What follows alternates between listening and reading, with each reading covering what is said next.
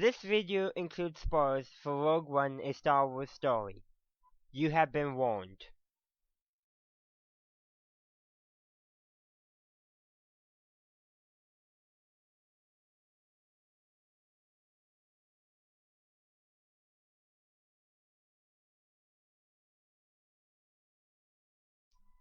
Hey there, is the Battle of Scariff an allusion to World War II?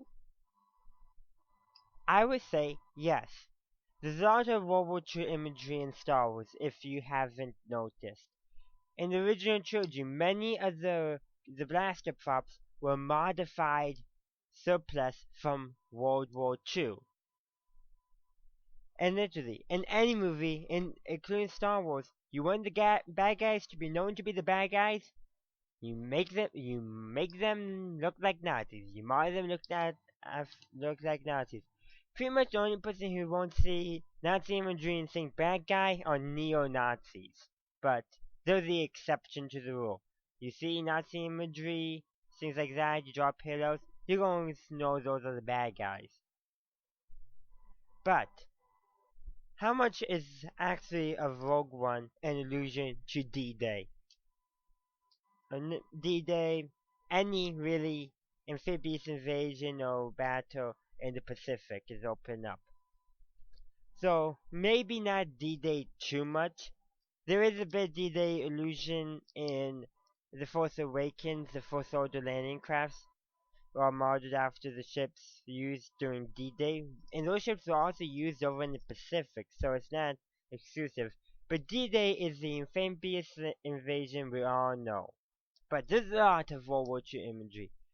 If you paid attention to the rebel uniforms on Scariff, many of them were reminiscent of the uniforms worn by the United States Marines during the Second World War. You had tropical environment, you had beaches, water. I say a lot. The imagery is there. Now, Star Wars I think does this often. They do some role reversal, which I think is a good way to do the illusion, but yet still switch it up. Because the tactics the rebels use are more akin to what the Japanese use. More delaying tactics, more sneak attacks, maybe not so many direct assaults, especially later in the war when they were being beaten back everywhere. No, they went in, they do some sabotage, they fought back. The Americans just plowed on ahead what the Imperials were doing.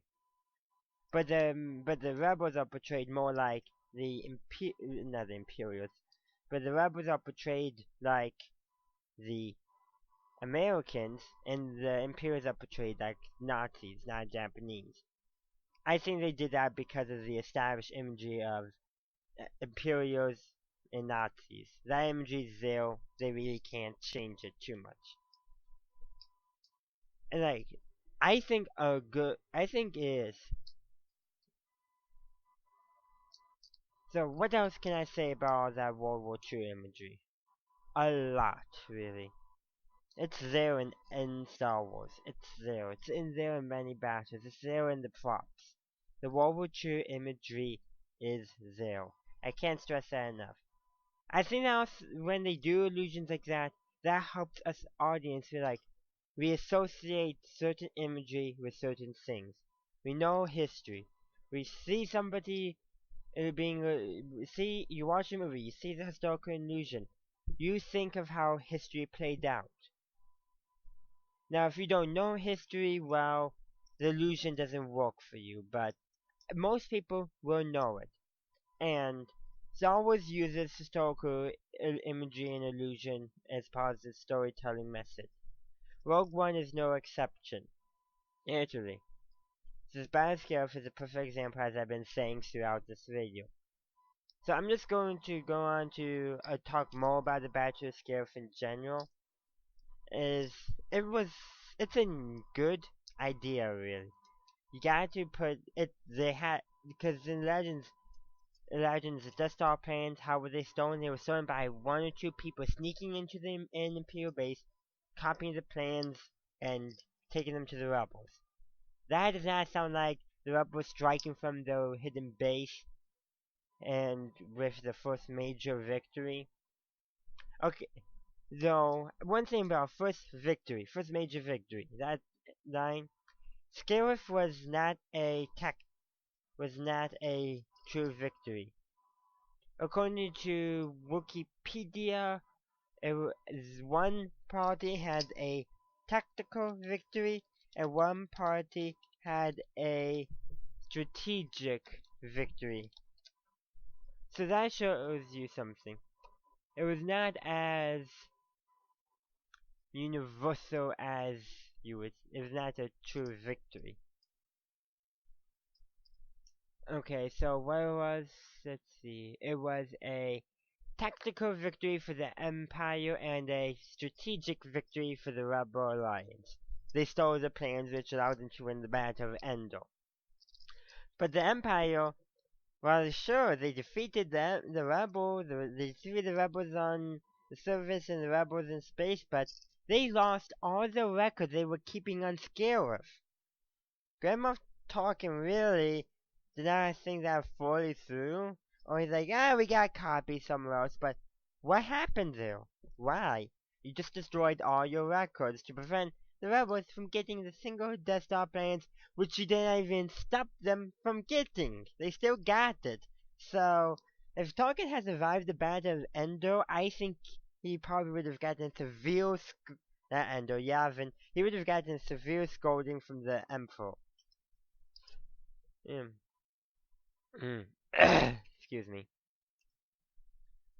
So, other things.